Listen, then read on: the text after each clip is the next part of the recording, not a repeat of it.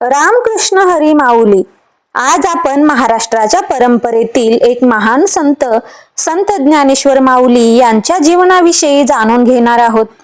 ज्ञान, भक्ती, समता आणि मानवतेचा संदेश देणारे ज्ञानेश्वर माऊली आजही लाखो वारकऱ्यांच्या हृदयात विराजमान आहेत. संत ज्ञानेश्वर महाराजांचा जन्म इसवी सन 1275 मध्ये आपेगाव येथे झाला. त्यांचे वडील विठ्ठलपंत आणि आई रुक्मिणी त्यांना निवृत्तीनाथ, सोपानदेव आणि मुक्ताई ही 3 भावंडे होती. मोठे बंधू निवृत्तीनाथ हेच त्यांचे गुरु होते. ज्ञानेश्वर माऊलींच्या आई वडिलांना समाजाने वाळीत टाकले.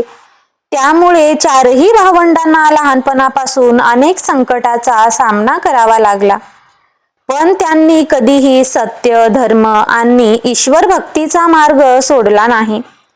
लहान वयातच ज्ञानेश्वर महाराजांनी संस्कृतमधील भगवद्गीता सामान्य लोकांना समजावी म्हणून मराठी भाषेत ज्ञानेश्वरी हा अमर ग्रंथ लिहिला.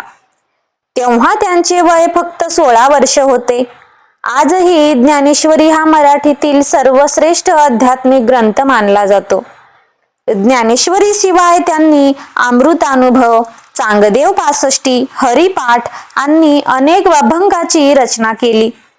त्यांच्या लेखनातून भक्ती, ज्ञान, नम्रता आणि समतेचा संदेश मिळतो. ज्ञानेश्वर माऊलींशी संबंधित अनेक चमत्कार प्रसिद्ध आहेत. पैठण येथे त्यांनी रेड्याच्या मुखातून वेद वदवले. तसेच चांगदेव महाराजांचा अहंकार दूर करण्यासाठी त्यांनी चालत्या भिंतीवर बसून त्यांचे स्वागत केले.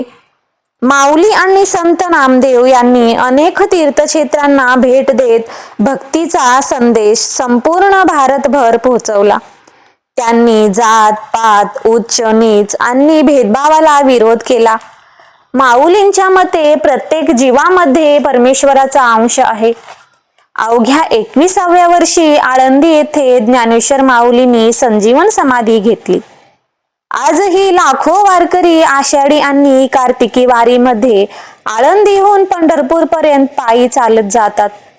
ज्ञानोबा तुकाराम या जयघोषाने संपूर्ण महाराष्ट्र दुमदमून जातो.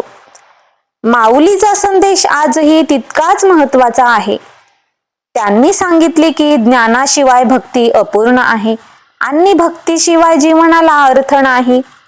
प्रेम, करुणा, नम्रता, समता आणि मानवसेवा हाच खरा धर्म आहे. मित्रांनो, संत ज्ञानेश्वर माऊलींचे जीवन आपल्याला संकटामध्ये धैर्याने जगण्याची, सर्वावर प्रेम करण्याची आणि सतत ज्ञानाची साधना करण्याची प्रेरणा देते.